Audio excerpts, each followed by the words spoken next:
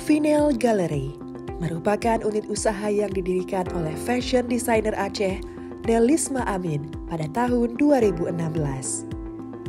Vinyl Gallery memiliki produk fashion berupa wastra tenun, songket, bordir, dan batik motif khas Aceh.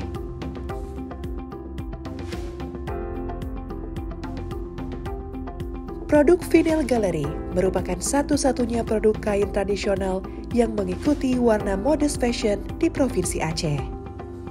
Selain itu, Nelisma Amin juga ikut berkontribusi dalam upaya pengembangan wastra di Provinsi Aceh.